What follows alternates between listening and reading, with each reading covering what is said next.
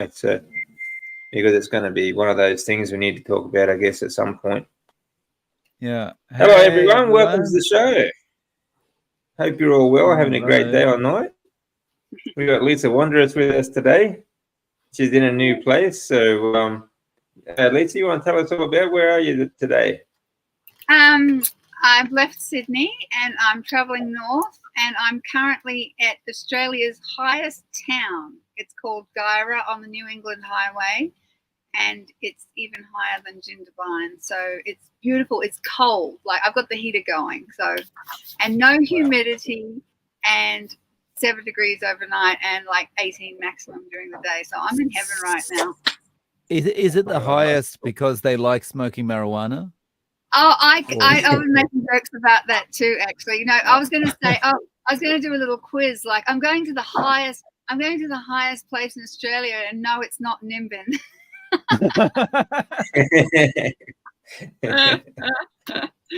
Yeah. Yeah, very good. It's beautiful. Yeah. I just watched the most amazing sunset. It was like glowing red, and then the full moon was coming up on the other side. It was just, it's lovely. I really am loving it here. Yeah.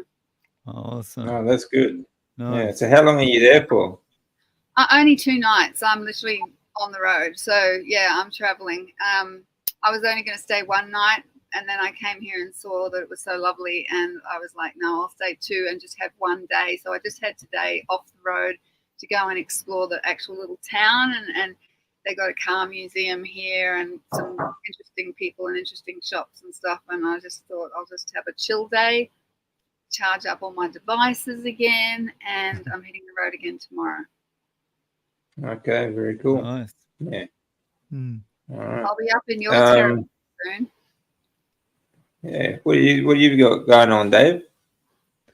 I've just been kicking around. I've been pretty much glued to this seat for the last couple of days, but you know, apart from that, yeah, things going just as normal. Kicking out some carnivore content and you know, talking to carnivores. That's been cool. Yeah. Always busy. How's the week been with you, DC? Pretty good. Actually, I've been doing the bare minimum recently. I've just sort of taken a step back. But yeah, I've got some content I've got to start pushing out now too. So I think I'll start getting back into it.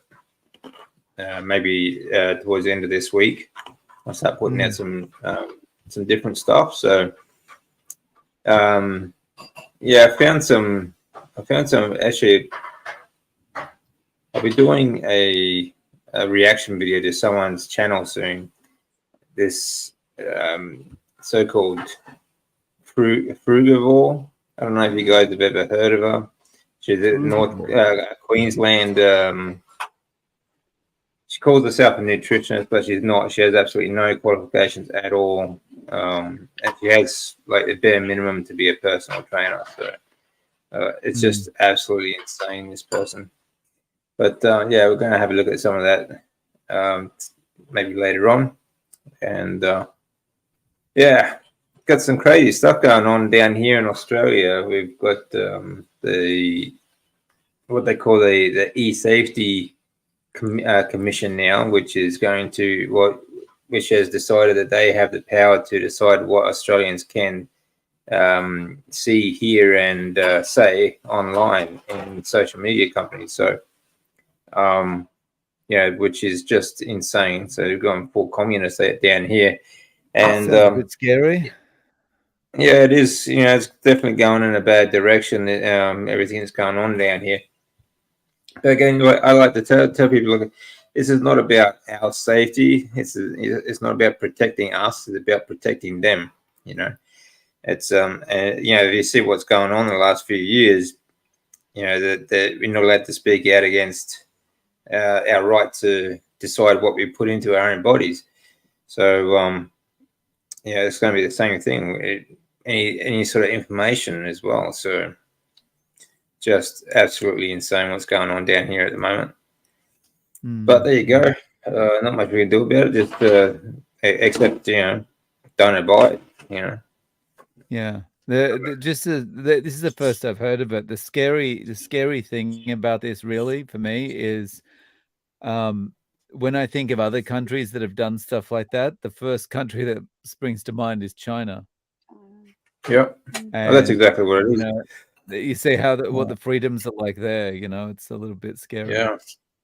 And they're trying to push in the digital ID system here too, which is just like the credit score system in China as well.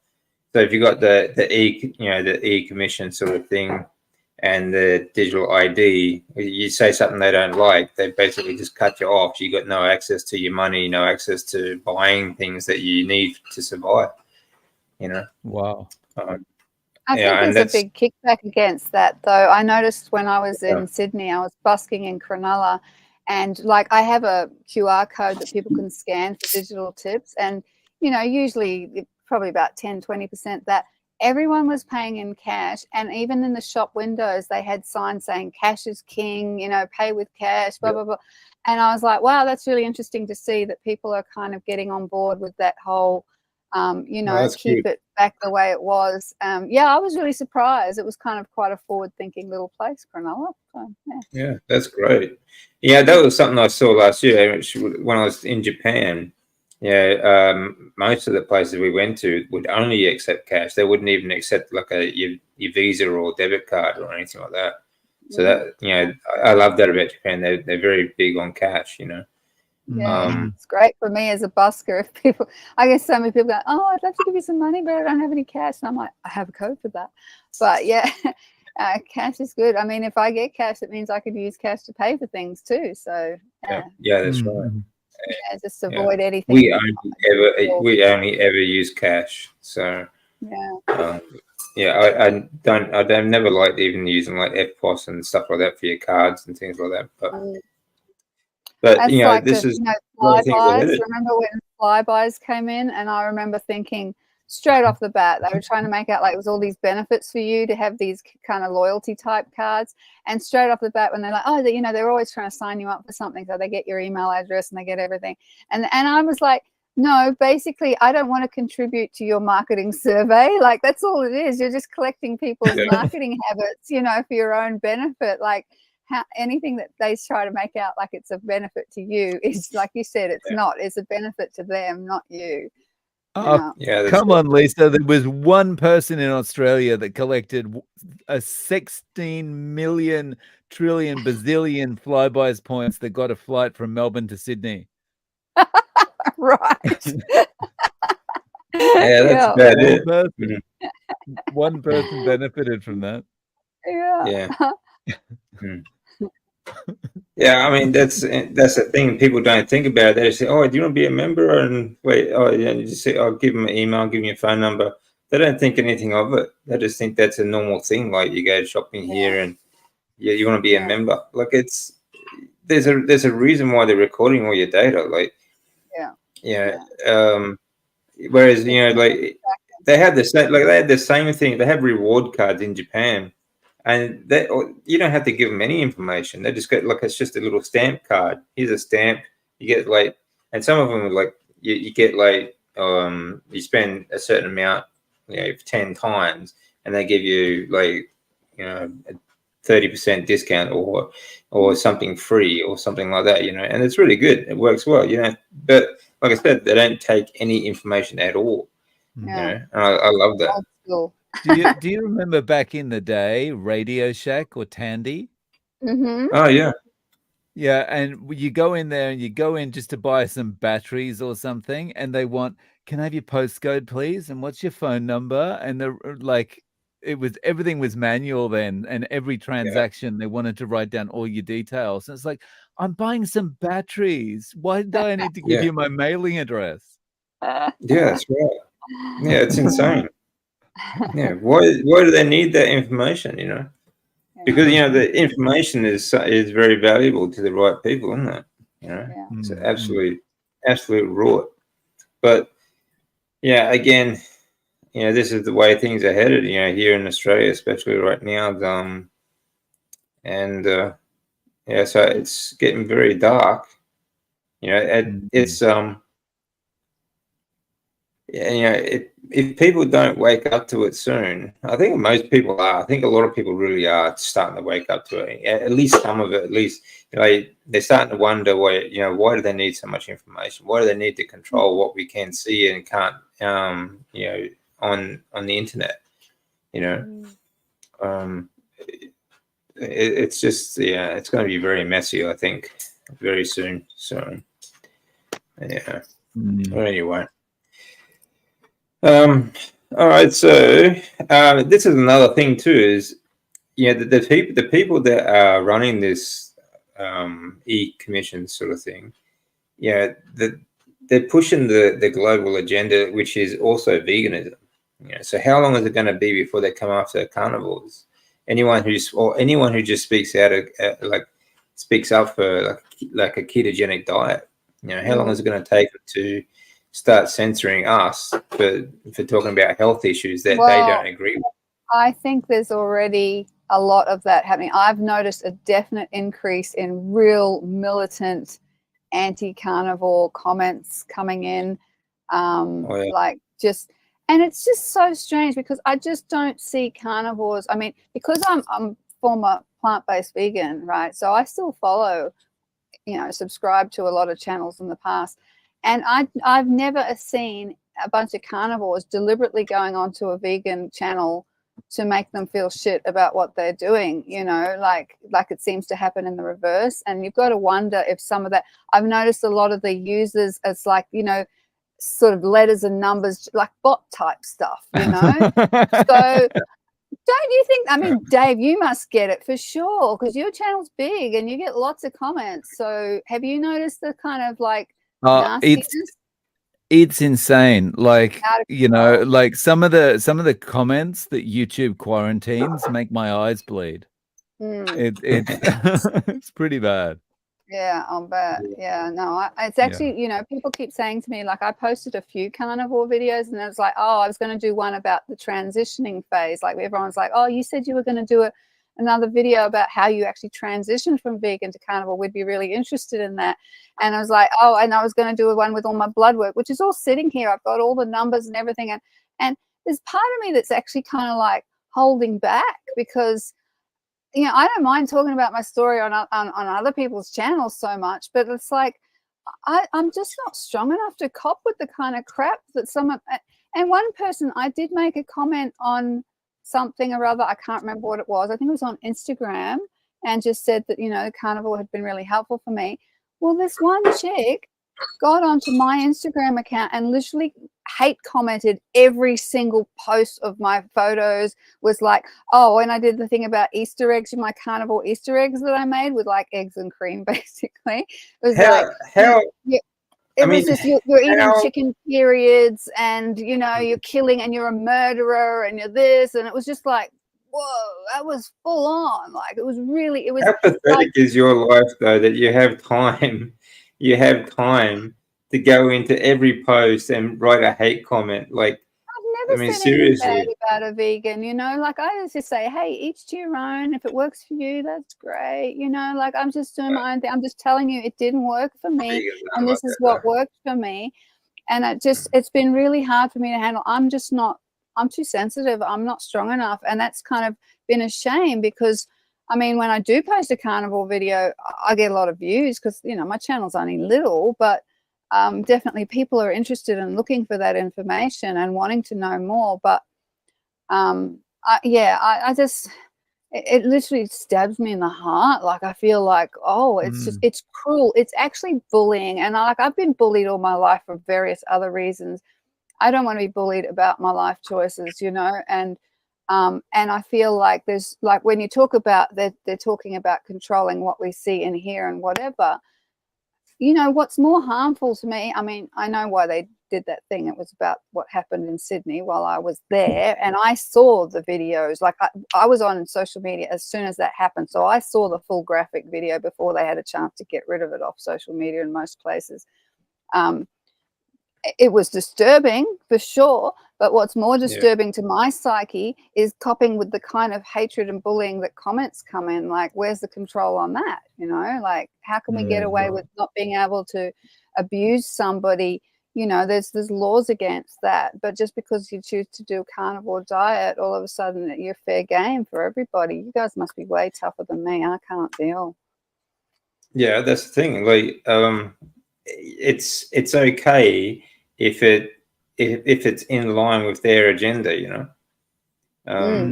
But yeah, The the trouble biggest is, thing as is, soon as you like, go against them, as soon as you go, You like, can't. you could be perfectly aligned with them, and the second you take a step wrong, that's it. You're out of the group, right? Mm, oh You're, yeah, yeah. yeah. they're militant, you know, like they're very much like it's not a. I mean, most carnivores, they say, look, I don't really care what you eat, sort of thing. You each to your own. It'll, if it works for you, then fine. But vegans are not happy unless they are like they're forcing other people to be vegan. Actually, that's You know? the comment. You just reminded me of what the comment I had said was, because, you know, I'd said something about carnivore working for me. She'd said something nasty about, you know, blah, blah, blah. And it was, you know, vitriol and diatribe. And so I said, you know, when carnivores read comments like yours, we just laugh because it's just another affirmation that the vegan diet isn't good for your mental health. That was what really set good. her off. That really Nice. set her off. Then she just went on to absolutely confirm that again. It's the anger, you know. I mean, when I was a vegan, I used to think that people who ate meat were more aggro. I always felt like, I don't know where I got that mindset from. I might have met one person who was aggro and they ate meat, and I just assumed, you know. I can honestly say, having done a year on each now, that, you know, the whole vegan, you know, mung beans, peace, love, and happiness, they are way more angry than us. Like, we're just so bloody chill, you know. Like, it's just like, you do you, whatever. I don't know. I mean, you know, I always hate vegan bashing because, like, I have a lot of really good vegan friends, but they are not the kind. They say the same thing to me. Like, they'd be like, "Oh, it works for you. That's great," you know. But they are all sick. They're all sick.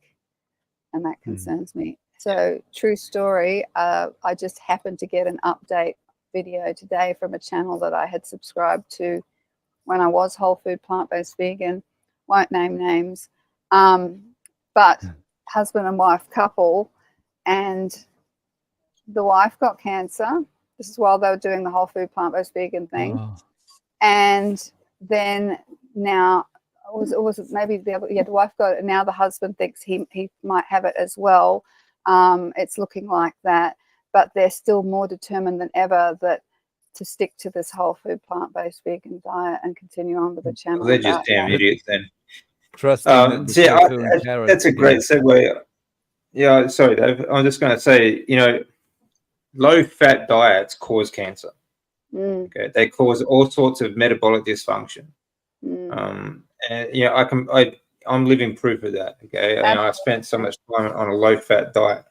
Yeah. Even with, you know, I did eat meat. I was a high-protein diet, but, you know, low-fat diets are high in deuterium. Okay, carbohydrates, and, you know, the seed oils are all extremely high in deuterium, and this, you know, it really depletes, you know, cellular water, like easy water in your mitochondria and all sorts of things that and it causes all kinds of disease, you know, diabetes and obesity and cancer. So it really is. I know, like, people say it's not very serious sort of thing, like whatever works for you for a diet and everything like that. But honestly, any low-fat diet is aimed at killing people. That's all it is. And when I see people like these, you know, vegans and these frugivores, they call themselves now, because they just eat fruit. They're absolutely insane. They eat sugar all damn day, high in deuterium, and, you know, zero fat. Like, you're killing people. You know, it's so frustrating. These absolute morons that push this stuff. You know. Like I said just before, they're useful idiots for the global agenda as well, because this is what I don't get as well. They keep saying, like, they're going plant-based because they're anti corporate and anti-globalism and all this sort of, like, they're supposed to be awake and everything, but they're doing exactly what they're told them to do. And then they're all providing more fodder for the pharmaceutical companies as well, because everyone's just going to get as sick as I was. I mean, when they put me on medication, they were like, you have to take this for the rest of your life. And it's $1,500 a month, this medication. Like, how many other, thousands of people are taking this medication? So I actually just watched an interesting video just before. It was a fairly small channel. I don't know why it came up. It was Vegan versus Carnivore. And it was about a girl who'd been vegetarian all her life and then vegan. And she'd seen the light. She just started realizing the inconsistencies. And she said the one thing that really flipped it for her, which I thought was really interesting, because I'd noticed this too and thought that's a bit weird. Everyone, like even today I saw on Instagram this advertisement for these cute little gum boots. They're basically rubber, but they're cute colors and stuff.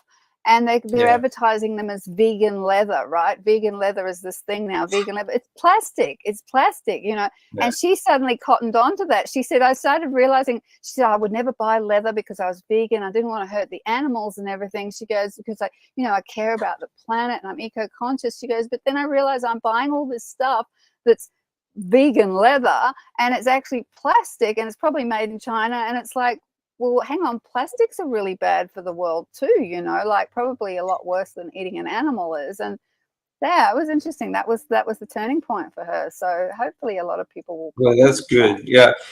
I mean, look, I keep saying this, like the more they push, like the more people wake up. But it's just beyond me that the ignorance of these people who have no idea where these products come from. They think they just fall out of the bloody sky. Like electric cars, they don't need manufacturing and they don't need mining. They just fall out of the bloody sky, don't they? And it's the same with everything. They're absolutely deluded. What the hell are you thinking? I mean, the fact is they're just not thinking, they're just absolutely insane. And you get these so this is going to be a real concern, this well, they call it e-safety commissioner, but it's a SAR. Like they're just communists. They're trying to control information in Australia, but it's not. They're not just trying to control it here. Like the Australian commissioner is actually trying to control it globally. Anything that happens in Australia, she wants banned on social media globally. Okay. So they can't. So social media is not even allowed to talk. If you're in America, they're not allowed to talk about what happened in Sydney, for example. It's absolutely insane.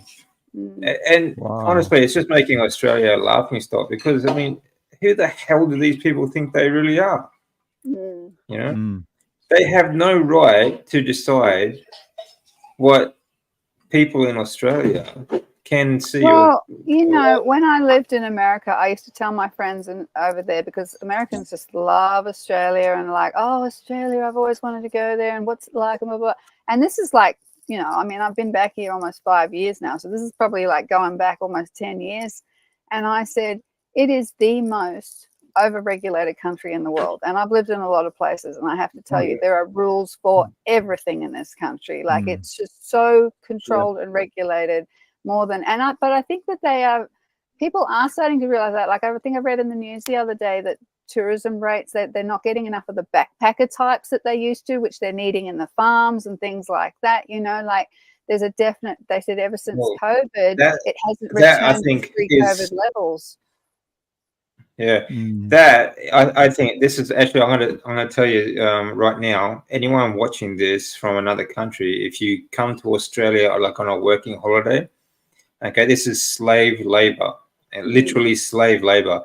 Even if you have a job or anything in the city, they actually force you to go out into the country and work on these farms in Australia for free. Basically, well, you're supposed to get paid by the farmers, all right? But what they do is they charge you for accommodation, they charge you for food, they charge you for everything while you stay on these farms. So basically, I've seen this happens a lot to Japanese kids who come here, and like even farms not far from me where I am now, they are being like on fruit farms and whatever else, just crop farms anyway. They actually end up owing money to these farmers. It's absolutely slave labor, and that's what they're using them for. The Australian government is notorious for that. They won't do anything about it. And so I've got to warn anyone who's thinking about coming to Australia for a working holiday or anything, or like anything along those lines. I would say don't do it. Okay. Because it is an absolute rot. It is a scam, and a lot of these people, they end up in a very, very bad position. There's been a lot of physical abuse, including rapes and assaults and things like that as well on these farms and things like that. So I would say stay away. And I warn as many Japanese as I know to don't bother coming here unless you have like a professional job. You come here as for like a permanent sort of thing that you don't have to follow the working holiday sort of visa requirements here in Australia, because it's an absolute scam. It really is. The same as the education. Yeah. I So remember it's something. I remember being in the Japanese consulate or Japanese embassy in Melbourne, and they've got like this massive scam board, and it's just got all these things for Japanese people to look out for. Oh, really? Yeah, it's shocking. Yeah, they tell them, oh, it's cheap to come over to Australia and do all this stuff, but it's not. Like, especially like compared to Japan. Like, I find on average, everything in Japan is at least 5 times cheaper than Australia. And and like I said, it's a complete scam. They use them as slave labor. They force them to go out to the countryside and work on these farms. Most of these farms are foreign owned. Okay, so like owned by China or somewhere else, Indonesia, some of them as well. So, and their working conditions, they'll put like 10, 15 kids in one bedroom of a house that they charge them like hundreds of dollars worth of rent. So basically, it takes up everything that they supposedly earn picking fruit. It's a goddamn scam. It really is. Yeah. But like getting back to that e-commission thing, connected to the digital ID system, which means that it's a social credit system, just same as China. Means that if you talk about things out of the agenda of the globalists that are running the country, that means they can cut you off of everything. That means you have no access to your money. You can't pay your bills, you can't pay your rent or your mortgage or anything like that. So you lose everything, and you'd be lucky to survive. Like, you can't even buy food, which is something that I've always sort of spoken against, because a cashless system. What happens when when you don't have any electricity? This was something that when we went through the earthquake, a lot of people couldn't go to the bank because the banks had no power, so they couldn't get, no one was working behind the counter. They couldn't use an ATM. So basically they had no money to buy anything. They couldn't buy food and water. Right. So this is what happens, and even if it's not the government, disasters do happen. And, you have blackouts and you have, all sorts of things go crazy.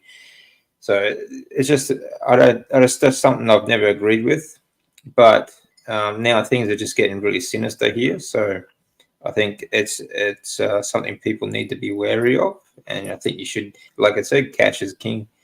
Always keep cash. But again, the E-Safety Commission, the person, the woman that's actually the head of the commission, like the commission, she's an activist. She's always been an activist. And you can say, have a look at her background. So what happens when she starts pushing the vegan diet? Which they do, and they start shutting down our channels and or labeling us, for speaking out again, for ketogenic diets and eating meat and things like that. It's going to be a problem. So So sorry to jump in. Just checking something I noticed in the comments. Do we have a quiz today?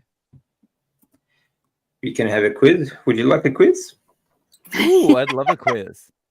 I did actually have one last week, but last week we sort of got talking so much that we ran out of time. So I could never do Yeah. those quizzes. I'm not from Australia. I have the same problem. So whoever just said One Hope for All said they can't do the quizzes because they're not from Australia. But you get to watch us being stupid trying to work out the things that we should know, even though we're from Australia. So it's just the same. yeah, that happens. Yeah, Aid, I miss Peter the Phantom Puller. Peter the Phantom Puller is a part of my childhood. I miss him. That doesn't sound too good, does it? It doesn't. Again, I didn't grow up in this country, so I'm at a distinct I'm like, disadvantage. yeah. What's that one, Dave? Peter the Phantom Puller. Yeah. So on that show, Blankety Blanks with Graham Kennedy, when they revealed a word, like they would pull the card out, and it was Peter the Phantom Puller. Oh, Because you couldn't see the guy pulling it out, so he was Phantom, and his name was Peter. Right. Yeah, it doesn't sound very family friendly, though. I mean, what's he pulling? You know, like A card. it's Well, I mean, it was a double entendre at the time, you know, because that Graham Kennedy show was dirty as, you know. Yeah, yeah. they could get away with that kind of stuff. Yeah. yeah. Okay. So I've got a few quizzes here. We can do music quiz. We can do Australia trivia quiz. Yeah. Let's see.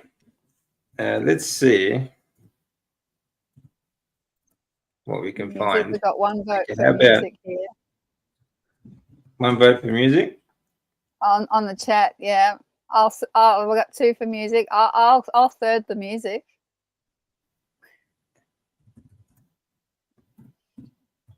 All right. Well, I'll tell you what. Let's do just I'll start with the Australiana sort of quiz. Okay, we'll just do a couple of questions here. Number 5. Let's see. Okay, what year did the Australia Harbour Bridge open? Oh God, I should know that. I was just there. Oh, Nana Muscuri. no, I'm scary. Oh, I've still got your record too. I still got your record. I'm gonna say. I remember I was really little, and my mum said she was going to take me there when it was built. I'm going to say 1972. No, a little bit older than that. Older than that, okay. 1960. Oh, 8, very good. 1932. No, oh, the bridge, right? I'm thinking of the Opera House. Yeah. No, the bridge. Yeah, the Sydney Harbour Bridge. I went under that bridge on a ferry. Fashion quiz. Fashion quiz. Oh my God, no. No, I think that would be embarrassing for everyone. Yeah. Yeah. Good job, Aid. Yeah, 1932, Sydney Harbour Bridge opened. Okay. We've got a question. Last night I came across something called heterocyclic amines. Amines, it probably is. Amines. Or something along those lines. Does anybody know anything about it? I looked if Barry or Chaffee had anything, but no. Never heard of it. I've heard of amines, A-M-I-N-E-S. Amines is something to do with something in meat, I'm thinking. I feel like I know something about that, but I'm not sure. Heterocyclic amines. Well, are you going to tell us what you found out, seeing as you went deep diving about it, Farmer's Wife, Farming Life? Enlighten us. Yeah, please do. Okay, general Australian question. Whose face is on the $10 note? Oh. They're all so obscure. Nana Muscuri. None of us. They're all random people I've never heard of anyway. I don't know. No, they're not Nobody actually. important. Oh, really? Yeah.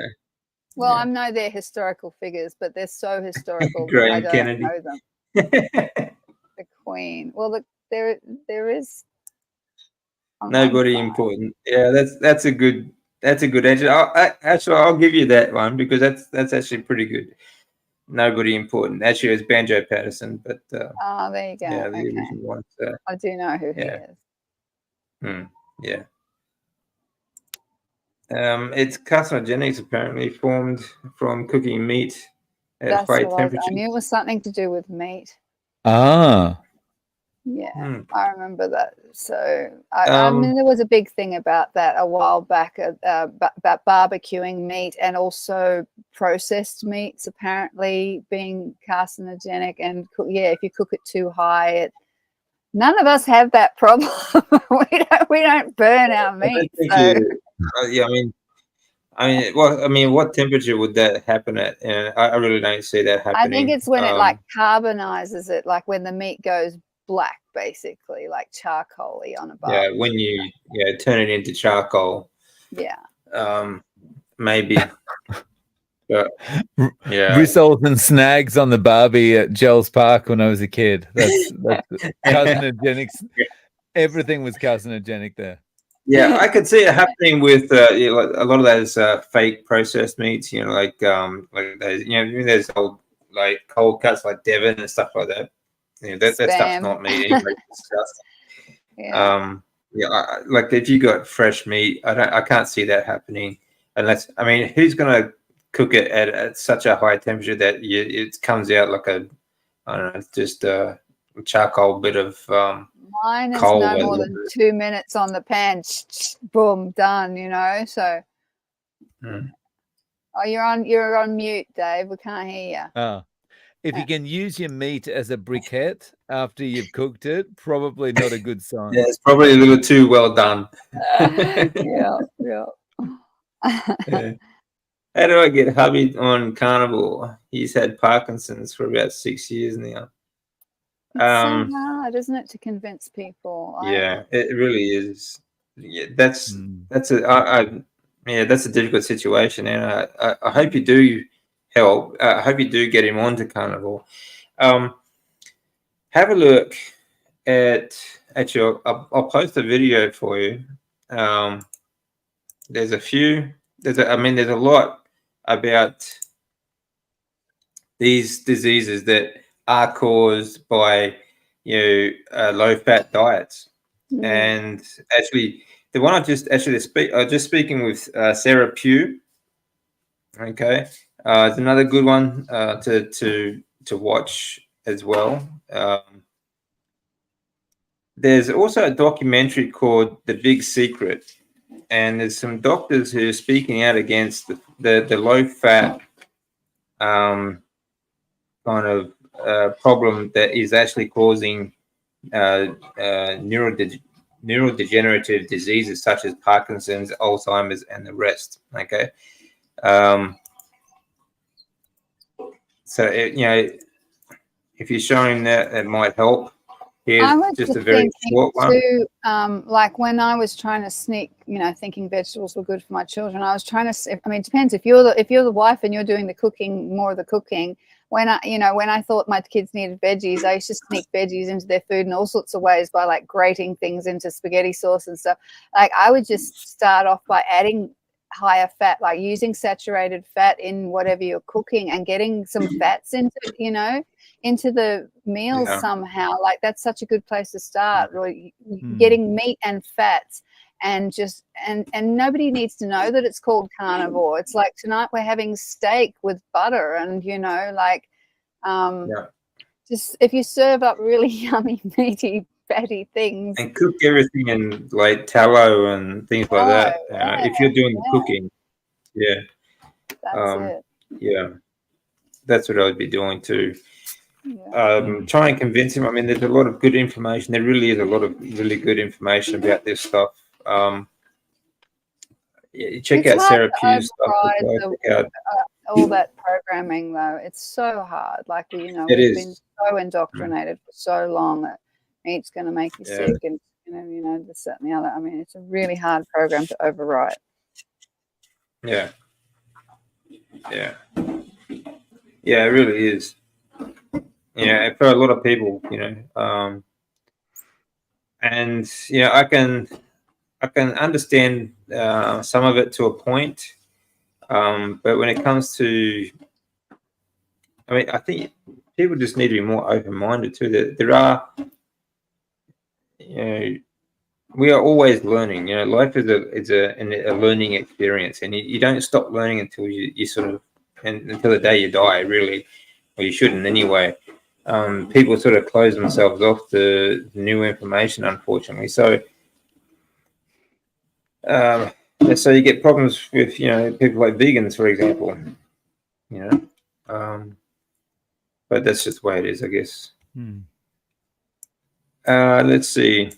Yeah, so one documentary I would say to have a look at, and is The Big Secret. Have a look at, like Bart Kay does some stuff on this as well. There's a number of psychiatrists speaking out about this stuff as well now too. There's Georgia Eade, and there's another psychiatrist as well. I forget his name right now, but the information is out there. So that would certainly help. I hope anyway. That just, and like Lisa said, just cook with a lot of real fat. Make sure that he doesn't get any oils, seed oils, or processed foods. Even if you just eliminate the processed foods, just slowly, stopping from taking food bars and all that sort of junk food, that's going to help. I hope you get you onto carnivore anyway. Okay, let's have another question, shall we? What is the international telephone code for Australia? 61. Yeah, very good. Too slow, Dave. You should add that one, mate. Okay, let's go over to entertainment. Okay, which year did Neighbours begin airing in Australia? 1987. No, it's before that, I think. I'm going to say 83. 83? Yeah, go on, 861. 1874. You're hilarious, Aid. Yeah, it feels like it. It certainly feels like it. Feels like it's been there forever, doesn't it? Yeah. Okay, so actually you're pretty close, Dave and Lisa. You're right in between 1985. 85. Wow. Yeah, 1985. So, yeah. 1697. No good TV came out of the 80s in Australia. Yeah. I can't believe it's still going, actually. Did you know that's die and come back? Oh, yeah, a lot of them do. Yeah. Yeah. But I think it's one of the longest running TV shows in the world. If you're locked in a room for 24 hours and you've got to watch a soap continuously for the 24 hours, would you pick Neighbours or Home and Away? Oh God. I'd pick Death. Oh, I'd pick that, yeah. Yeah, absolutely. Kill me now. Yeah. Kill me now. Don't be so damn cruel, though. Just kill her and get it over and done with. Yeah. Oh, no one's going to answer. Oh, my goodness. Yeah. Fun fact, there was 431 episodes of Bonanza. Well, there you go. Actually, that wasn't a bad show. Yeah. That was pretty good. Yeah. Let's see. Geography. Lisa should be good at this one.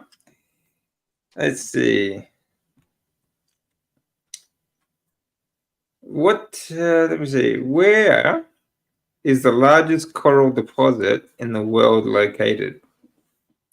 Great Barrier Great Reef. Barrier Reef. Yeah, of course. Yeah. Okay, what's Australia's most eastern point? Byron Bay, isn't it? Or somewhere near Byron Bay. I know it's the most easternmost point there. You're very close. Yeah.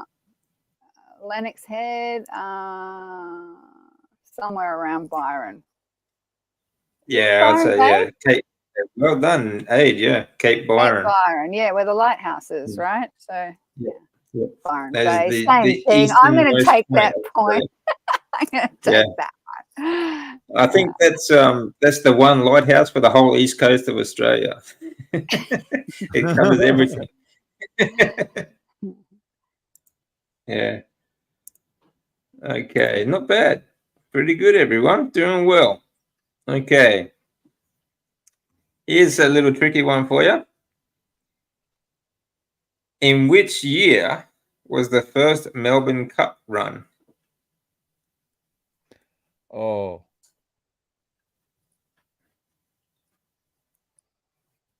1901. Did you say you're probably closer 61? than me. Yeah. 60. You're- I'm pretty sure it's been going a lot longer than that. Okay. 1801. I said, Okay, it's not quite that 1901. old, Dave. But it's older than Lisa's. Oh, older than mine. Okay. 1923. That's a good number. I like that number. Okay, I'll say nice 19, number, but no. No, 1934. 1934. Okay, I'll give you a clue. It's not in the 1900s. 18 something. 1801. No, Not that old. We didn't get even discovered until 17 something, 80. No, that's America. When did Australia even get discovered? Does anyone actually know? 1788. 1788. Because I remember they had that thing 1788 to 1988, 200 years of blah, blah, blah. There was a big bicentennial. Yeah. Yeah. So 1788. So this is after that. 18 something? 1894. No. It's 1861. Wow. Oh, wow. I knew That's it was old. old. Yeah, so much older than I thought, actually. But, it's so important when you're setting up a country that you have horse races. What the hell? The race that stops the nation. Yeah, it does. Unfortunately. One hope Everyone for can all. get Got it. drunk and Very wear good. stupid hats. 1861. Very good. Yeah, well done. Let's go back to that question. Any Australian territory outside the Big Island, meaning the mainland, I guess. Yeah, there's actually there's a lot of territory outside of like the main island of Australia. There's over 1,000 islands around Australia that are Australian. Of course, you got Tasmania being the largest one. But we've also got the largest sand island too, Fraser and Stradbroke Island, and there's actually quite a lot of islands all the way around. So quite a lot of territory actually.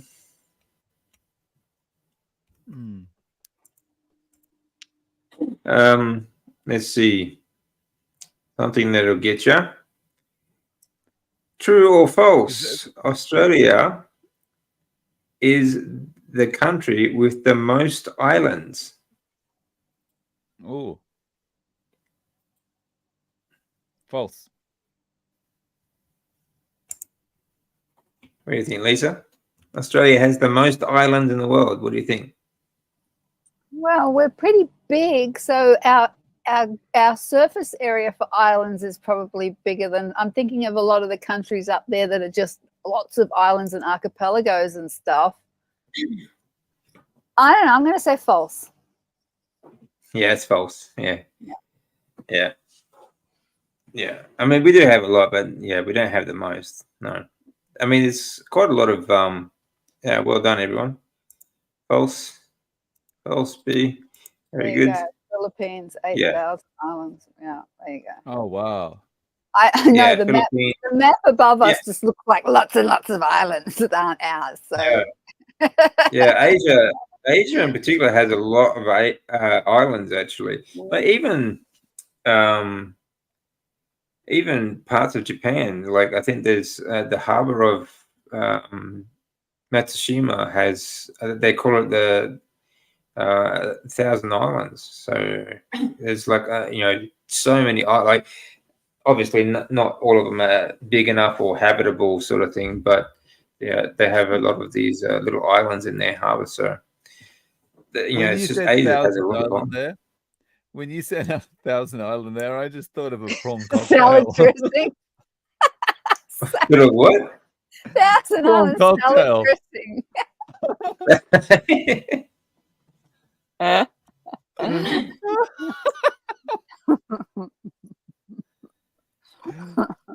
Okay. Here's one for Lisa. Oh God. Where are these things found in Australia? The big bull. Where is the big bull? Oh, there's a big mallee bull in Birchip in Victoria, but there's a big bull also up in Rockhampton, I believe it is. There may be more than one big bull. There may be. I'm Actually, I found not- that was it actually a lot of these big Rockhampton? things in Australia, there's actually more No, than one. it wasn't Rockhampton. It was what's up there? I'm going to go with Collingwood. Yeah, nah. Frankston. No. Frankston. It's somewhere in Queensland, and I forget where it was. I remember the big mango was at Bowen. I'm feeling like it was Rockhampton. Yeah, Rockhampton, yeah. Oh, phew, yeah. Been there, done that.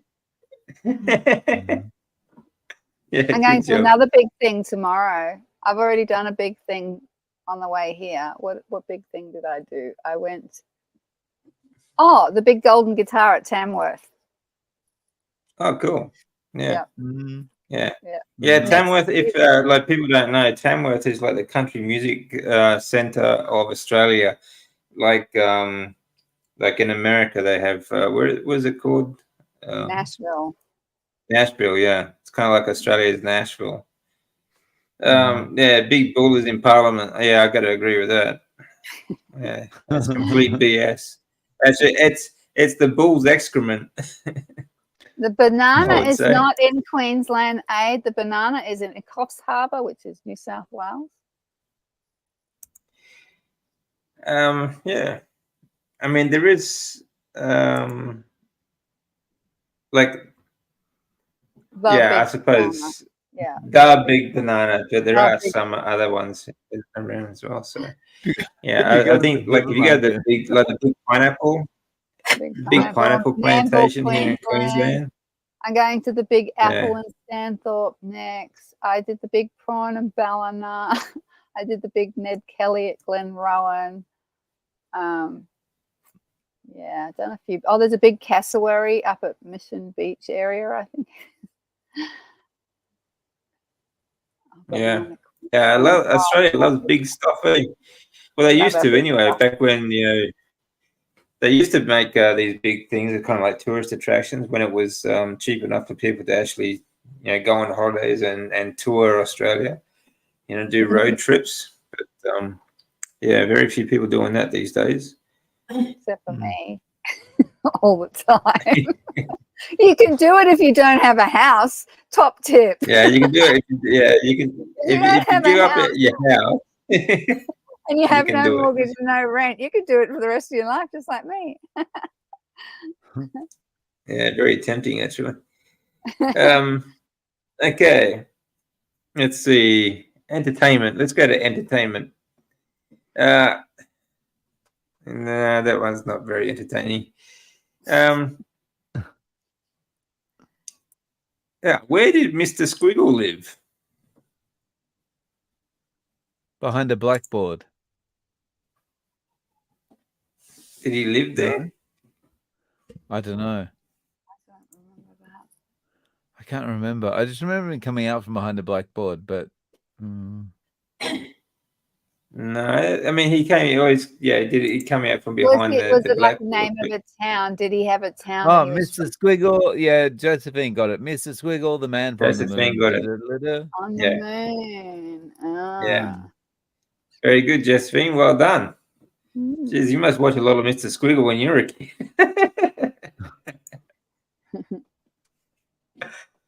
Yeah. Be Mr. Who? Yeah. Mr. Squiggle is a character on a TV show for kids here in Australia in the 70s and I think into the 80s. Hmm. Yeah. Yeah, He was for a nose. yeah, the pencil for a nose. He used to do little character drawings and things like that. So yeah. It was like Pictionary before Pictionary. Yeah, basically. Yeah. Yeah. Yeah, basically it was Pictionary, wasn't it? Yeah. Okay. What animal is the famous 90s cartoon character Blinky Bill? Koala. Koala. Everyone should get this one. I think Lisa got that one first. Good one. Alrighty. Wake up, Dave. You and your speed Wi-Fi, Lisa. I'm surprised it's working at all. I'm in the middle of nowhere. I had no faith. That's why I wanted to come on early. I'm like, can we see if this is actually going to work first? Because I've been trying to upload a YouTube video and it's literally taken me all day. So the fact that we can do this at all is really amazing. Yeah. Okay. Let's see.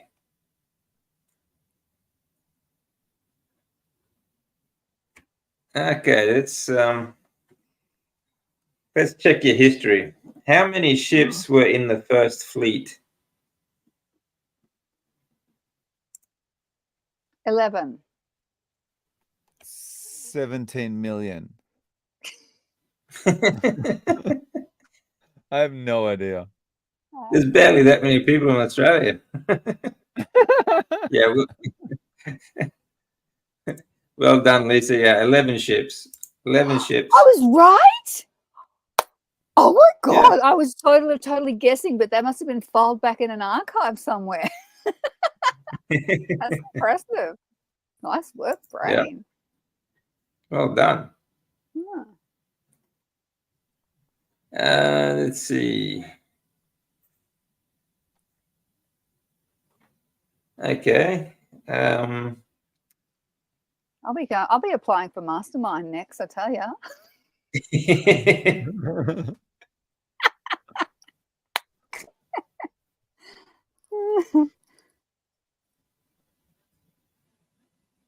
Okay, what do Gympie in Queensland and Kalgoorlie in Western Australia have in common?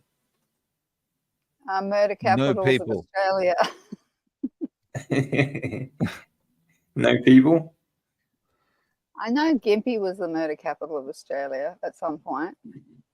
Kalgoorlie.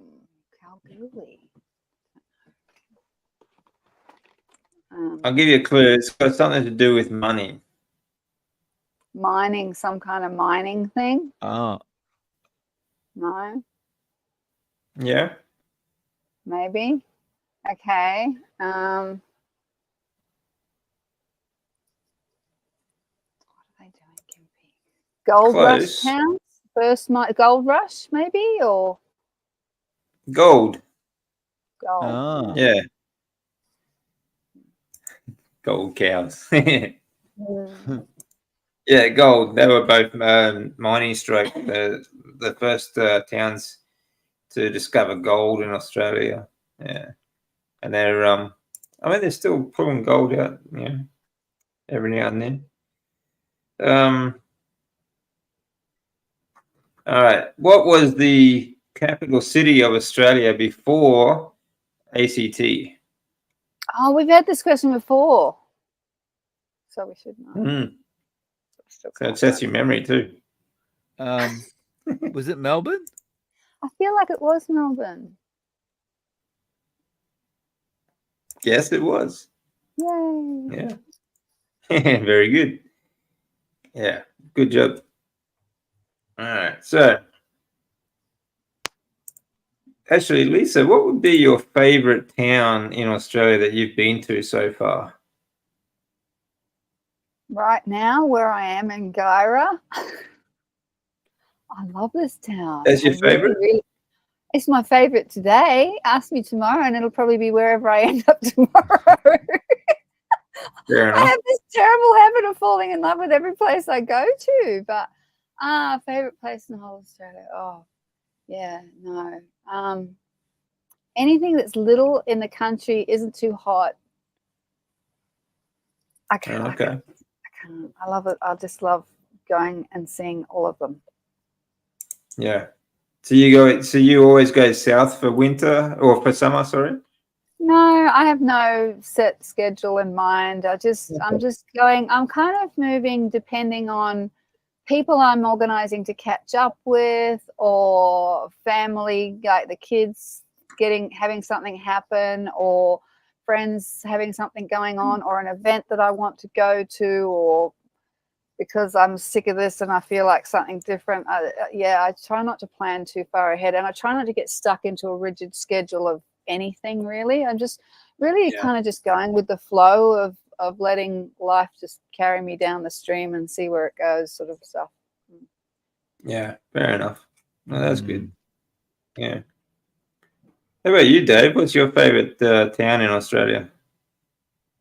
I'm trying to think back, like, to when I've been traveling around, and it's really when I was a kid that I was traveling around with my parents, and probably one that sticks in my mind was that's kind of on the Pacific Highway in New South Wales, is Ulladulla. That's a really nice beach. 35 years ago it was. No, really I've heard nice people kind of say recently about beachside that. place. It's nice. Yeah. It's Yeah, south of Sydney, Ulladulla. isn't it? Is it south Yeah, of that's Sydney? right. Yeah. On the way to Melbourne, yeah. I've heard caravanners telling me you've got to go there. It's beautiful. They love it. So it must be still nice. I haven't been there. Yeah. Yeah. Yeah, that's cool. Blackheath, New South Wales. It's not a bad place. Aid likes Melmac City. I think he's a big Alf fan. Between their Alf chat and Nana Muscuri, we've just got no chance here. Right. My favorite town in Australia will be where they sell steak. Yeah, me too. That's everywhere. Yeah. Yeah, hopefully we can keep it going. As long as we, as long as we don't let everything's going on at the moment anyway. So, okay. How about another history question? When did the Sydney Opera House open? Oh, that was what I thought you would start asking with the bridge. So I'm going to go with 72. 64. You close? No, not that close, Dave. Any other comments? When did the Sydney Opera House open? I was born because I remember because we were living in Sydney then, and I was born in Sydney. So I was born in 69. So it's got to be around then, I'm sure, somewhere around 60s, late 60s, 70 something. Koala. Wow. Yeah, actually, Blackheath, the Blue Mountains area, it's a really beautiful park, actually. So, fun fact though, like the Blue Mountains is also one of the some of the most disappearances in Australia happen in Blue Mountains. Actually, more people. It's kind of like the Australia's Bermuda Triangle, the Blue Mountains in Australia. Or Hanging Rock. Yeah, Hanging Rock, and also Black Rock near Rockhampton in Queensland is also a lot of disappearances. Close, Josephine, very close. The Sydney Opera House opened in 1973. Oh. What did I say? 74?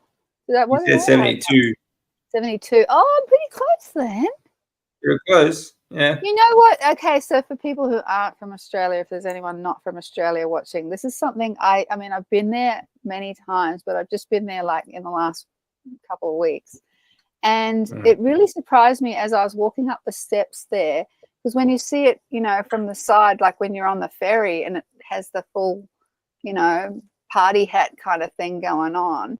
And then you walk up the steps and it's actually completely separate. Like there's huge space between each of those structures. It's not Each of like those it's not one building with a whole bunch of things coming out of it. It's like this section, and then there's that section, and there's that section, and then it's just from the side that you get that full. I don't know why I'd never really noticed that before. It kind of was like, oh, that's interesting. Yeah, because you always, well, the only photos or pictures you ever see of it are always the side view. Yeah. You know, so it's never, they never really sort of show you from above or, you know, down. If you want to see what it looks like, go check out my video exploring Sydney. Yeah, cool. See it from that Very angle. Cool. So the answer to the next question is Wollemi Pine. Thanks, Abe. What is it? Wollemi Pine. The answer to the next question. Are you on it? He's probably looking up the same quiz online. No, there was no question. He's just getting in before he asked the question. That's all. You sure? If you read something about the oldest tree in Australia.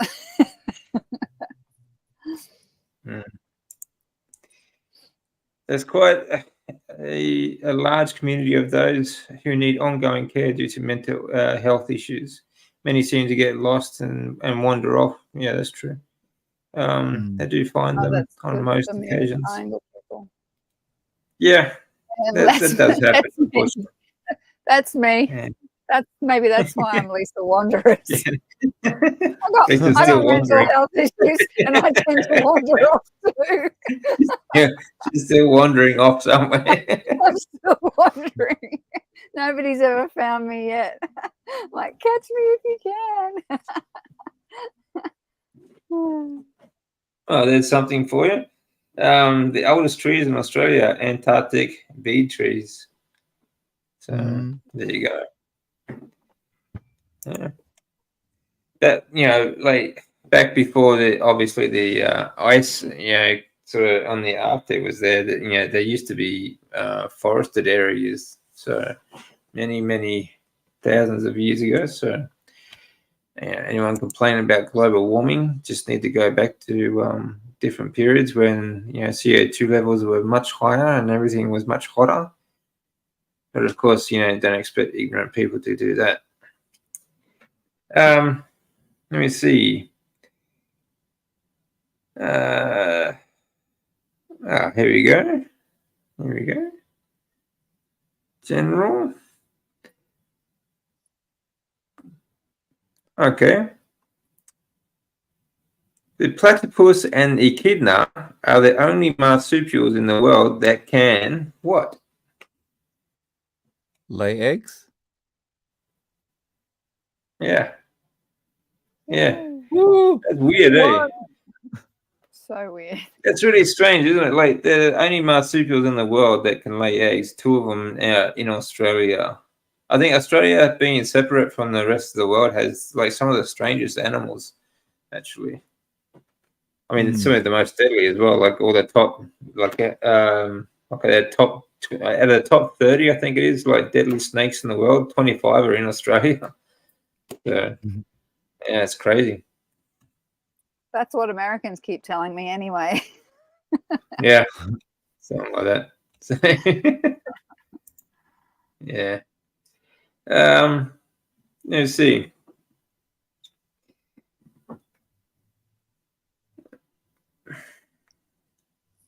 Okay, Big Ben is the name of a volcano in which Australian island?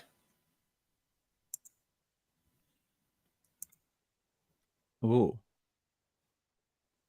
Tasmania. No. I don't know. We have any volcano islands. Oh yeah, we got a lot of volcanoes actually. Actually, if you go up to Cairns, if you go up to Cairns, there's actually a lot of volcanoes up around Cairns, up on like the hinterland. Well, I guess Not the so. Glasshouse Mountains used to be volcanoes, didn't they? Yeah, that's right. Yeah. Oh wow. Yeah, they're dormant. Yeah. There's actually quite a lot of volcanoes in Australia. So, Don't know. yeah. Pass on that one. Okay. No idea. Anyone in the comments know that one? Big Josephine Ben. said New Big Zealand. Ben. In New Zealand. A says the Bell in London. Yeah. Yeah, Big Ben is the name of, Big Ben is the name of a volcano on which Australian island? And the island is Heard Island. Coco's, Yeah. is it? Okay. Oh, yeah, good job, Teresa.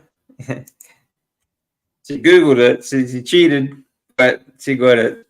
So, yeah, Heard Island. Yeah. Still quite, it's still an active volcano, but it's not, obviously it hasn't done anything for the period that we've been here anyway. So, yeah. Yeah. But interesting to know. There's a lot of volcanoes in Australia, actually, that people just don't really think about. Never heard of Heard Ian. Island. Me neither. No, You never heard of Heard Island? Really? That's what one of the comments says. No, I actually haven't either. So, no. No, I've never. Okay. Well, there you go. It's a very it's quite a tourist spot, actually. So quite beautiful. In 1985, what did Australia banish?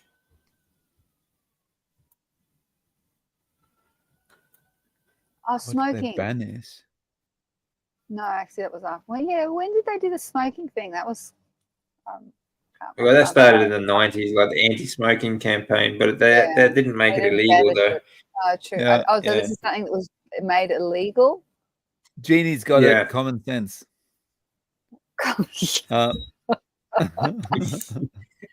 Spot on. I'll give you that one, actually. Yeah. Yeah. They illegalized, common sense. Yeah. I don't know. 1995. I was here then. MSG. Yeah. They abolished. Sorry, I should say they abolished. What did Australia abolish in 1985? 85. You said 95 before. Now you got me all confused. No, I said 1985. You just didn't hear me properly. Oh, 85. Okay, well, I Drink get driving. on that. I wasn't here. No. I think that was the 90s too. CFKs. Was that somebody said? No, I think that was later as well. Italians. 85. Good TV. Yeah, good TV. Yeah, it's actually fireworks. Yeah, that was pretty close too. Actually, running to that. Slavery.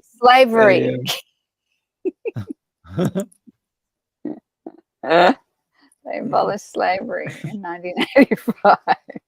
We're a civilized country here. We're still slaves, actually, Lisa. They didn't abolish slavery. They just they just turned us into debt slaves. Google said the death penalty. Is Teresa right? We didn't have the death penalty. You're right. The death penalty. Really? Yeah, 1985. Until 1985. Wow. Yeah. I did not know that. Yeah. Wow. So pretty cool. We're not very civilized, really. Yeah. Wow. Yeah, we're still slaves. Now we're just debt slaves. Yeah, nothing's changed. Yeah. Yeah. Just the way they do it, And, they're going back to the old ways as well. So pretty soon it's all force. Yeah, Japan still has a death penalty. But it takes them a long time to actually enforce it. Like, sometimes they'll be sitting in jail for 20 years before they actually do it. So, So, well, there's our Aussie quiz. So, Have you got any questions about carnivore or diet or nutrition or anything that you want to talk about? Please bring it up. So let's recap a few things, Dave. Let's have a talk about other things, like kind of life hacks, I guess people call them. I've spoken to some really good people recently about some of their life hacks, including avoiding blue light. Blue light is a very big stressor, and it's something that you see on, like, whenever you're watching a computer screen, or even you have false lights, like you turn the lights on at home in the house, they emit blue light, and they cause a stress on your body, which causes hormone disruption and makes you produce more cortisol. And one of the things about cortisol is it makes you store fat. Okay, so it's another thing that is very good. It causes cortisol, which makes you store fat, and obviously has that's just the beginning of it. Obviously, it disrupts your mitochondria. It causes metabolic disruption, so it causes many other diseases, and including obesity and things like that. So, what are some things that you do to avoid these sort of things? Dave, do you worry about that sort of stuff? Do you have any sort of life hack or reason to avoid, or way to worry avoid about that? it. I do worry about it, but I don't have any life hacks. I even bought some of those blue light glasses, but I never wear them because I put them on the first time, and I'm just like, oh, this is irritating. I can't see things properly, so I put them away.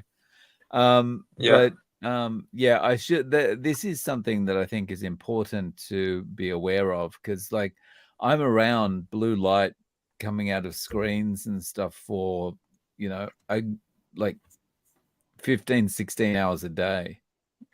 So I'd be interested. Yeah, I'd be interested if you guys have got any hacks for this, because the glasses are just not working for me. Fair enough. How about you, Lisa?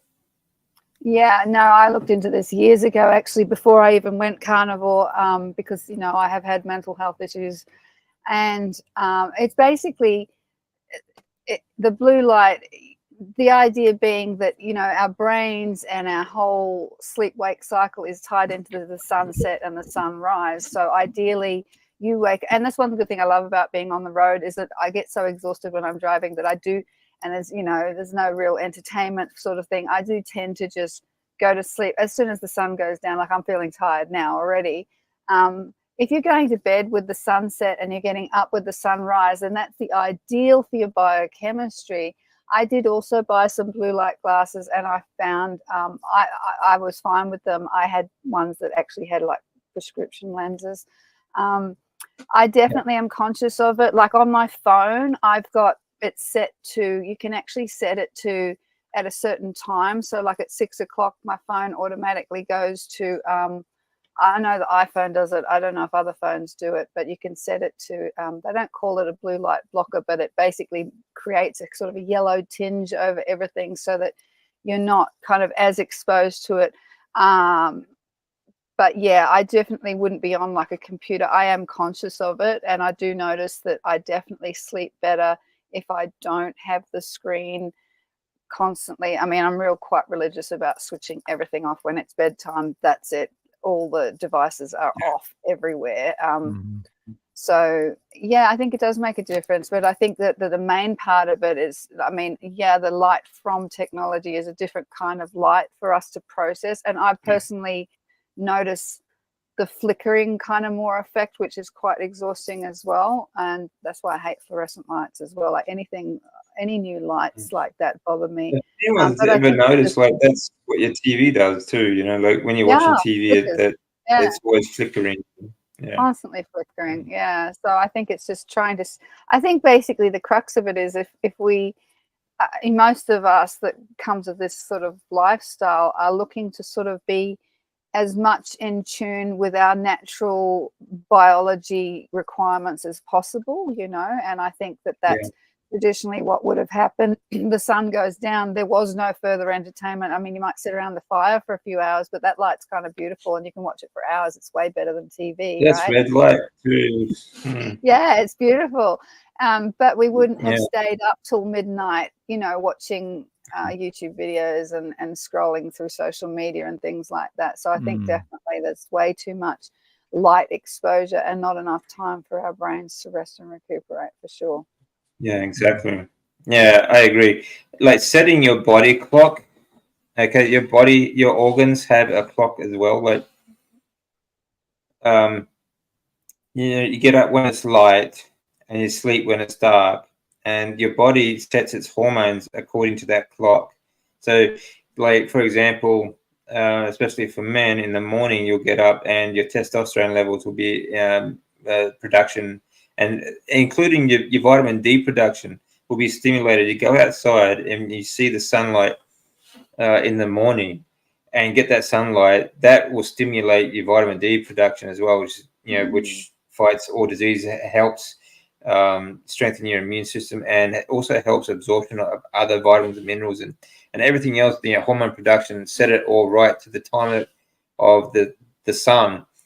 And throughout the day, the light changes, like morning sun to afternoon sun to evening sun and things like that. And you start developing like different hormones like later in the day that actually make you sleepy, and you get ready to sort of go to bed that night and sleep.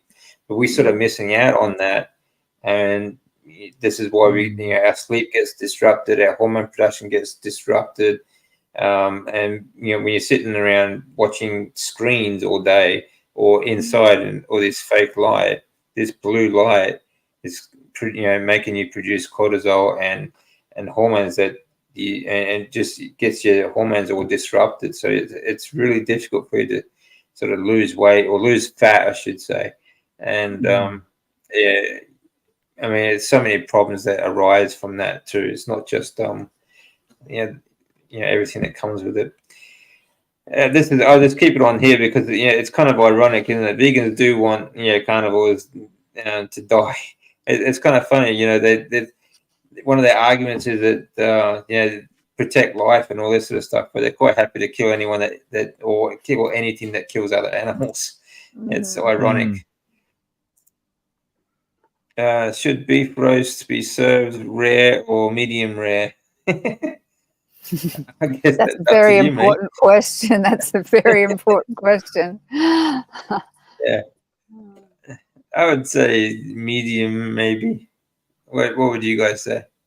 I prefer I'd go medium rare out of those two. Yeah, probably medium rare. A nice, just a little ring of brown around the outside, pink all the way through the middle. Yeah.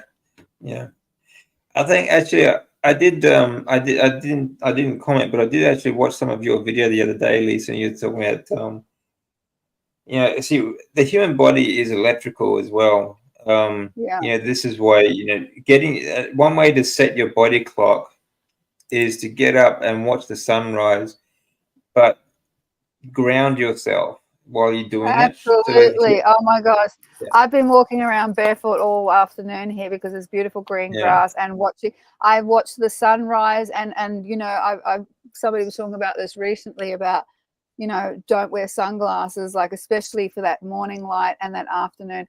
I try to get that early morning light in my eyes and the afternoon light in my eyes, apart from the fact that it's bloody beautiful. I mean, how well designed is our universe? They like, we really think you should look at the morning rising sun, and we really think you should look at it again when it sets. So we're going to just make it really spectacular so that you go, oh wow, look at that. So it is really important. And I think that who needs a TV, honestly? Yeah, it is an energy thing too. Like there's a certain amount of, I just believe. Yeah, we're very much electrical. Yeah, everything is sort of. I mean, that's why we have. I mean, this is another reason to be carnivore. Okay, is because carnivore diet is low in deuterium. Okay, and a high fat diet gives us more mitochondrial hydration. Okay, I'm not talking about drinking water. I'm talking about like hydrating the cells. Like fat is very low in deuterium for a start, but our cells having the hydration there. So because we are electrical, we process electricity more like electromagnetic energy. When you are grounded and you watch the sunrise or you watch it go down, it is setting your body clock. Okay, and It's that's just where you really get hard to actually do get in the most of your city. energy. You know, I think that's where I was struggling, because as much as I was enjoying being in the city, I've just always had an issue where, you know, like I was camped on concrete, and like, you know, everything is concrete, and I didn't get that chance to take my shoes off and stand on real ground like I normally would. And I didn't really get the chance to see the sunrise and the sunset because there's buildings everywhere. Like, I just feel like, I don't know, it definitely, like I said before, when you're in this kind of like primal kind of eating way, it makes you want to do other things more primally as well, and really kind of tap into that being in a more natural setting. And yeah, grounding is amazing. Honestly, before I'd even tried a dietary approach, I discovered grounding for my rheumatoid arthritis. I used to just go and lie flat on the ground, like at a caravan park, and people would be like, "Are you okay?" And I'm like, "I'm grounding." And I actually noticed that if I did half an hour of lying on the ground, my pain would subside significantly. I'd still be in pain, but it was reduced, noticeably reduced. So it's amazing, because somebody had suggested to me, have you, you know, because I was always whinging and complaining about how sick I was, as you do. And someone said, have you tried grounding sheets? And I was like, I'd never heard of it. And I looked it up, and it was like these $300 sheets that you plug into a power point in your wall. And it was like, because it was earthing it. And I'm like, well, or couldn't you just take your shoes off and walk outside? Like, wouldn't that be a better option than Yeah, like 10 minutes before bed, just do some grounding is good. I mean, a lot of people do buy beds. You can get grounding beds as well.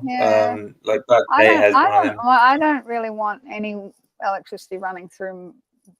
I don't know. I just don't want anything like that necessarily while I'm sleeping. You know, like I think it's more of an energizing thing rather than a calming type of thing. I think another thing too is, like you said before, is to turn everything off before you go to bed too. Like Wi-Fi or anything like that. That is really detrimental to your body. It's so bad. Like, I cannot believe, like, having hung out with a friend from America for the last month, like, and in most people, I see they do it all the time. They have their phone on, the location is on, the Wi-Fi is on, the Bluetooth's on, Siri's on, you know, like all this stuff on their phone is constantly going. And I literally only turn it on, like now I was like, oh, I'm going to use the computer, I'll turn the Wi-Fi on, you know, or the hotspot or whatever. Location is never on. Siri, I have never used in my life. Like, the least amount of barraging of waves that my brain can get, the better, really. We are very much electrical beings, like sound waves and these, all these different lights and rays that sort of penetrate that we don't see, they still affect us. So, and like I said, very much electrical. So even when you're grounding yourself, if the surface is wet, you're going to get more, it's going to be more effective. So like walking on wet sand, for example, or wet grass. It's going to be a lot stronger for you as well. With all the salt in it and everything, it's super conductive. Yeah, I like that's right. Which is another reason why we need salt. You know, salt also helps us with our cellular hydration and things like that as well. Which is another reason why it's demonized. Well, speaking of it being demonized, a few carnivore channels I'm watching at the moment, a few of them are going on this, I'm going to try, I mean, admittedly, a lot of them are doing it just to lose weight, but a few of them are doing the whole no salt thing. And I think it's Steak and Butter Gal does no salt. And that just blows my mind, because I'm like, salt is so vital. Like, I mean, I remember watching that movie when I was a kid. Have you ever seen it, called Beautiful People? I think it's called. It's about animals, wild animals. crazy movie. I don't know why our school took us to see it at the cinema. Anyway, it's a bunch of wild animals doing things. And there's a scene where the monkeys, they go and this is how they kind of would trap them. I don't know what they were doing with the monkeys. But anyway, they put the salt in a hole and the monkeys go to grab the salt. Like every animal, I've had horses and cows and sheep. You always have a salt lick out in the paddock. Like salt is a vital, vital, vital nutrient. We need it so bad. And I just don't understand why people on carnivore are starting to demonize salt as well now. Like, what is that about? Like, where is the basis for that? That's I'm crazy. surprised. I mean, yeah. I mean,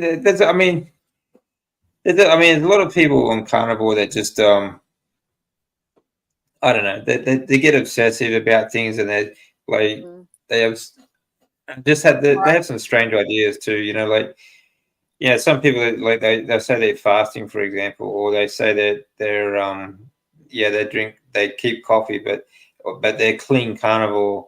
But then they go to places like Starbucks, and drink down a box of donuts. It's just, I don't know. They get some strange how much salt do you guys eat? I've never eaten salt like this. I've never eaten as much salt in my life. Like I am literally with the salt. Like the salt just goes crazy. It's just like I'm surprised, and it doesn't even feel like. And I've got this feeling that if it doesn't taste too salty, it's not too much. Like I'm literally salting to taste all the time. But I mean, I even would mix it in with like the water. You just mix it in with a bit of magnesium salt. Salt in the morning, salt in this, salt in that, and I don't think it's having it. Well, I mean, I went and donated blood the other day. I didn't tell you guys about that. That was awesome. I celebrated my 1 year of remission of rheumatoid arthritis by going to the blood bank because they didn't want me when I was sick and on toxic medications, whereas now my blood's beautiful, right? So, and extra beautiful, if you know what I mean, because it's the extra good blood. So, and my blood pressure was 107/75. She was like, that's great. Wow. So, if people are talking about salt's going to, make you have a heart attack and die, whatever, meat's going to make you have a heart attack and die, I'm sorry, but, I'm pretty much trying the complete opposite. Like that was my blood iron, she said, was to the moderate to, sort of midway between moderate to high levels, which is one of the reasons I went to give blood, was because, sometimes you can get too much iron if you're eating a lot of red meat. So look, I don't think it's a bad thing to just bloodlet every now and then. It's my version of leeches. But the thing is though, when you're judging these numbers on like the average, like the mean, it's like a BMI when you get blood tested. So like what's high for their average numbers doesn't mean it's actually bad for you. Like she said it was perfect. They were just like, you are so perfect. And I said to her, actually, I think the video, that's the video I'm trying to upload now that's taking me all day. It's got I videoed the whole experience. I said to her, my heart's really good. I said, what's the record? Like, because I'm competitive, right? Like, how long does it take to pump out this amount of blood, right? She goes, 8 to 10 minutes usually. And I was like, that's not very long, And I said, what's the record? And she goes, look, if you can get it sort of to under 6.5 minutes, that's pretty impressive, And I'm like, right, I'm determined. I'm gonna let's make it happen. So I got 6 minutes 58 seconds. So how's that? Oh, very good. They were just like, wow, your heart's really pumping and doing great things. And I'm like, thank you very much. So I've just gotten all this affirmation that I'm so healthy, and it actually felt really good to have that confirmed. I know numbers don't mean anything, but it's been, really amazing. And salt and meat is not going to kill me. I'm pretty confident. No, of course not. No, we need salt. We really do. Like I take a bit of salt all day long. When I treat my water, like I filter it, I boil it, and then I remineralize it with salt. So when I drink water, it's salted water. It is really vital. True. Okay, so somebody's just said that, I can't see because it's rolled up, but Who said that? We need salt. Steak and Butter Gal says no salt, but then she advertises LMNT. Everybody advertises LMNT with sodium. Yeah, I mean, I don't trust salt, generic salt. So to me, even that LMNT stuff, like, it's so easy to. I mean, why would you pay for that? Like, the ingredients are so basic: magnesium, it's not so potassium, expensive. salt. Plus, it's full of sweeteners as well, so it's not Well, something I would apparently use. there's an unsweetened one that you can get, but it's probably, I don't know. It's just put the salt, the potassium, and the magnesium in the glass. Drink it, and add a squeeze of lemon if you want to give it a bit of flavor. Just get a good mineral salt. A good mineral salt. Sorry, can I jump in for a second? Yeah. There's a question there at 7:30 from Magnus. Yeah, I just want to let's address this for a second. I've been on Carnivore for 6 weeks now, and it seems to me that some health issues are being more revealed as I go along. I think it may happen for a lot of people because not so much that it's the health issues are getting worse, but because you are getting more sensitive to it because your body is healing. For me, just keep going, trust the process, and it will help. It will improve. It did happen for me. I had all sorts of things come to the fore when I started Carnivore as well, and like layers of an onion, you work on one aspect and another one will be revealed, and you'll work on another one, and also don't forget you've got years of toxic shit in your body that's going to want to come out in various ways, and that can be a bit unpleasant as well. So yeah, it does. Yeah, that's right. It's going to take time. Yeah, 6 weeks is pretty much in the thick of that kind of transitioning phase where it can get a bit harder before it gets easier again. But 12 weeks is a magic number. Keep going. Yeah, that's right. Yeah, keep going. And I mean, the longer you go along, I mean, once your body's healed, like, you're going to be more sensitive to it now while you're transitioning. But as you go along and along and along, okay, it just gets better and better and better for you. That I can attest. Like, all three of us would tell you, the longer you do it, the better you feel. Okay. Yeah. Good. Jack Cruz. If anyone, you talk about light, he is absolutely brilliant. And water and things like that. Jack Cruz is absolutely brilliant. Then a phenomena which wakes you up in the morning is the body increasing cortisol and blood glucose stress body into waking up. Yeah, very good. Where is the question, Dave? 7:30 your time. 7:30.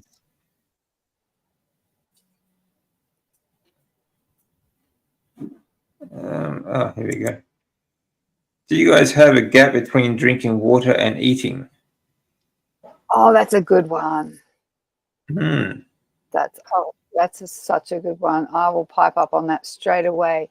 I am a big water drinker. I go through 2 liters a day. I love my water, but I've noticed a huge benefit, even though, because I'm very salty with my food, even though the natural tendency is to, I used to drink with my meal, and the natural tendency is after I've stuffed myself on salty meat things to have a guzzle of water. Hold off. Like, I find that if I can wait at least 15 minutes to half an hour after and let the fats do their fat thing inside your body, is so much better for your digestion, and so much better for the acid being able to work and all that. Don't dilute the process, let it do its thing. That's my personal input. I have noticed a huge difference in my whole system just from easing up on the water a little bit. Yeah, I agree. How about you, Dave? Naturally, I've just started. The longer I've been carnivore, the more naturally I don't feel like drinking while I'm eating, and that also might be because I'm not drinking alcohol anymore. But I don't have much of a gap at the end between when I'll drink water and when I finish eating. Yeah, you should try it. I think it's good if you can have a gap. I think it's good if you can have a gap. It just depends on. You may not always. You can still have a little sip, have a little sip if you want to, just to wet your mouth, sort of thing. I find, but don't sort of drink the whole glass. And Yeah. Mm. Yeah, I agree. Like, if you need to drink, like, just sip it, while you're eating. But otherwise, if you can have a gap, is good, because I find that if you do drink like a lot of water while you're eating, one, you're not going to eat enough food because you sort of fill up on water. But two, the fats really can't do what they're doing, and you tend to get diarrhea, or because the fat will just go straight through you. So. Yeah, again, it's a process. You need to work out what's best for yourself as well, I think. Besides grounding, being outside, I guess, is also useful for receiving natural radio frequencies. Yeah, Schumann resonance. Yes, very much so. Frequencies are very important to the human body as well, the right frequencies. TVs, radios, and things like that have been hijacked since the 30s, and they deliberately put them on the wrong frequency for us to actually be healthy. So that affects us very much so as well. If you can listen to like 4.32 hertz and 528 and 630, that sort of things. They also use for healing. It's kind of like red light therapy as well. Red light. They do red light therapy sometimes. If you have like a red light at home. Another way you could do, actually, Dave, blue light blocking stuff. You can actually get light bulbs that don't have any blue light as well. So that might help. Really? Oh, cool. Yeah, Oh, good they're job. about like from like here, like in Australia. There's a website, Block Blue Light. It's a website here. You can get the blue light blocking sunglasses or glasses, but they also sell light bulbs that do the same job. So, but the light bulbs are like $30 each, but they block all blue and green light. Okay, so it's all natural light. So you could replace all your house lights with that sort of thing as well if you wanted to. And spend as much time outside as you can, because it really does. I mean, you need the sunlight. It's not just about the light that you receive. It's also about hormone stimulation. Okay, like when you're outside, your liver will be stimulated to produce more cholesterol, more lipids, okay, which produce more vitamin D3 and other hormones like testosterone, so that you can also fight infection and all that sort of stuff. That's why, like, even like 100 years ago, 200 years ago, when like in America they had these sanitarium places, hospitals, and one of the biggest remedies, they would just wheel their patients outside just to sit in the sun to fight flus and things like that, which they don't do anymore, unfortunately. It's just vitally important to live as naturally as possible in this in a very unnatural society at the moment. So sunlight is more than just about the blue lights, and it's about getting your hormones right, setting your body clock right, and frequencies help with that. Red light therapy also helps. Actually, the same place will sell. You can also get red light therapy light bulbs. So, like, if you want to change the bedroom light or like a bathroom light, and you can just sit in there for 20 minutes. You guys can try that. I ain't going to be turning any of my light bulbs red. People might get a bit sus. Well, the thing is, like, Lisa, you spend a lot of time outside too, so I doubt you need it. Actually, I do definitely spend. I make an effort to. Like, I literally, if it's a really sunny time, I try and get out as much as possible. I'm really big on the vitamin D thing. Yeah, that's good. Even when it's not sunny, though, you still get the UV light that you need for your body. So it doesn't matter whether it's sunny or not. Clothes on in that case, aren't you? So yeah. If you So want to it's get really minimum, wait for a sunny day. But it takes more than just your food. I mean, food is a great start, but you really need to get like your body as natural as possible as well. Get outside and grounding's fantastic. So, and doing it right, so, and getting, Hi, frequencies Mandy. and things like that are good to sleep with. Hey, Mandy. Hey, Jason. Hey guys. Actually, another thing, Lisa, you were saying the other day, because your caravan is aluminium, so it sort of blocks, electromagnetic sort of energy and It stuff like that really from does. other people's Yeah. Wi-Fi and stuff. That's right. I mean, that's why if you make if you have like a box, if you want electrical devices that you want to protect from like EMPs, for Oh, example, the Faraday you can boxes. make a box. Yeah, a Faraday box. Yeah, So Faraday boxes. Yeah. yeah, so like your Yeah, caravan do the same thing. I live in a Faraday box, basically. Yeah, Yeah, that's it's cool. pretty good. It's a bit frustrating when you actually need to have internet sometimes, but most of the time it's great. Yeah, no, I definitely, this was probably, I reckon, it's got to be 20 something years ago, or I don't know when I first started caravan. But I was telling a friend of mine, and he was really into like researching everything about everything. And I was like, yeah, I don't know why. I bought this new caravan. It was fiberglass. And I said, and I still had my aluminium one. And I said, I don't know why, but for some reason I just don't sleep as well in the fiberglass one. And he was the one that explained to me. He said, it's electromagnetic frequencies. Basically, fiberglass is like charged, whereas aluminium actually blocks it. And he goes, you're obviously really sensitive to all that kind of stuff. And at that point, I had already been saying things, and my family had been kind of going, they just think I'm precious, because I'm like, I can't handle the electricity buzzing through the walls and the lights flickering, and fluorescent lights have always driven me bonkers. TVs, just everything that was just too much.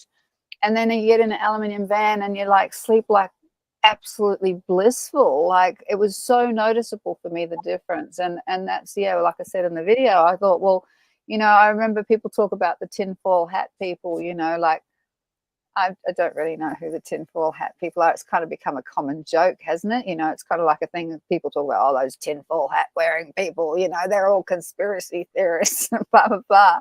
But really, there's something in that, like, yeah, we should be blocking ourselves from the phone. You shouldn't be holding it up to your ear. We know that. That's scientifically proven, right? That if I walk around like this, that I'm getting radiation from my freaking phone. So you're radiating your brain. So imagine how much is out there just floating all through these waves of time and space and being bombarded into our brains. Like, I don't know, call me a tinfoil hat wearer if you want to, but I just don't think that's healthy. No, it's not. No. We're being poisoned by so many different things. Our food, our water is another big one. The air. They spray it all full of chemicals and all sorts of stuff anyway. And now, and electrical signals and light poisoning and all sorts of problems. Building materials full of solvents and glues and what everything. do they call them? Yeah, everything's geared to make us sick and die early. So it's a real struggle now to live a natural life. It really is. Yeah. Like Aid has a good point here too. Is like we are solar panels. We are solar powered. I like that. Dr. Sarah Pugh, she said that 70% of our energy comes from the sun. The other, it's only 30% that we get from food.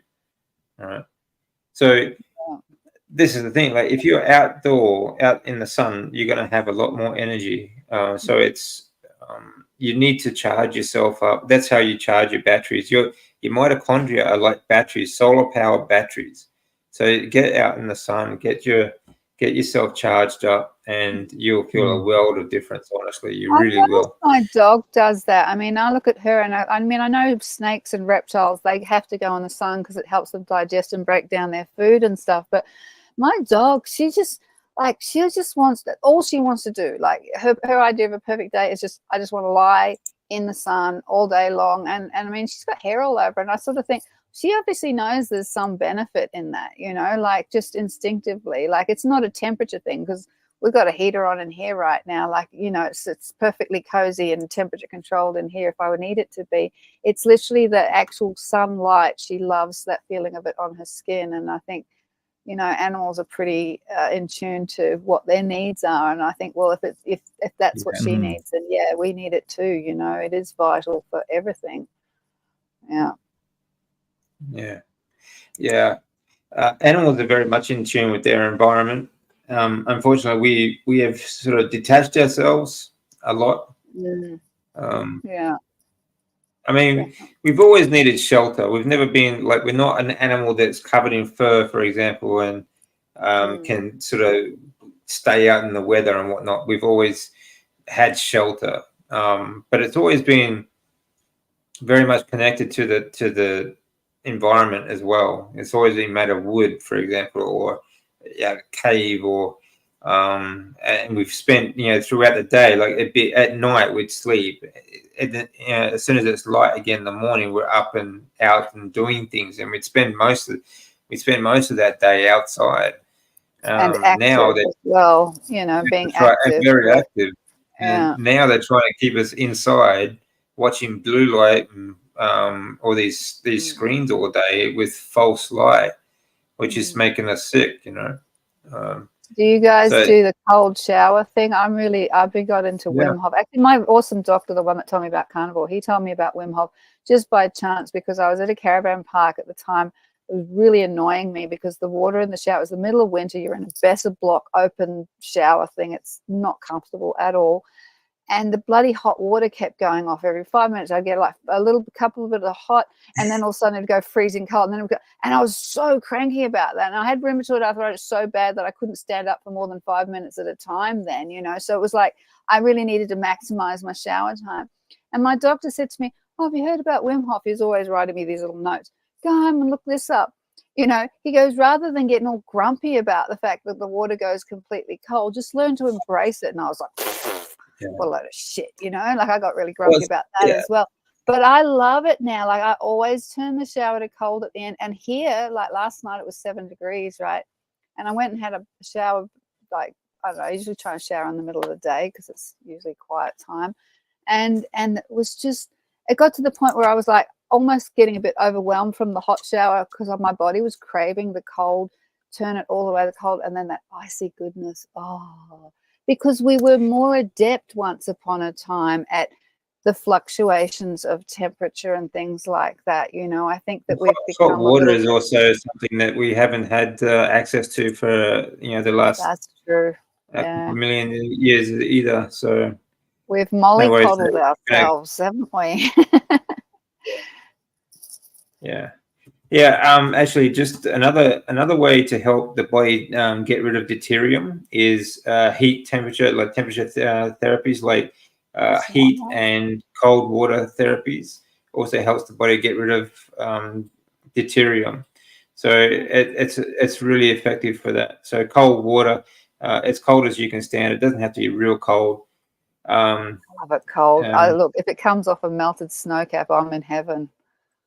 Yeah. Cold is good. Okay, so we'll just leave a little bit. I'll just leave it a little bit there for tonight. I think it's we've gone almost 2 hours, everyone. So thanks everyone for coming along. Yeah, we had to make up for lost time because I'd been AWOL for so long. Yeah. Cheers, guys. Yeah. But just before we go, like just great things, you know, things we're just talking about there. Get your light, get your grounding, and like cold water therapy is really good for getting rid of deuterium. Okay, helping the body get rid of deuterium. Also sweating. Okay, so heat is also very good for sweating. So if you can get a sauna or just, you know, get yourself active, get to the gym or anything, any way you can. Sweating is another way your body gets rid of deuterium. Okay, so just another thing for you. Food is a great source to start your health journey, but you need more than just a carnivore diet. So and make sure you have a look at light. Okay, have a look at Dr. Sarah Pugh, Jack Cruz, even Bart Kay. Have a look at people like that, and you get a lot more information about that stuff as well. So I'll leave it there. Any last words of wisdom from Dave? Cheers, guys. Eat well, live well, and see you next time. Yeah, excellent. How about you, Lisa? Yeah, just good to see you guys and everyone. I always enjoy the comments, and if you see me kind of looking distracted and chuckling, it's because you guys are probably more entertaining than us half the time. So appreciate you guys and appreciate all of them as well. So yeah, have a good night, everyone, or good morning wherever you are in the world. Yeah, and good health and prosperity to all. Very good, eh? Thanks everyone for joining us. Really appreciate it. Have a great day or night wherever you are, and we'll see you again next week.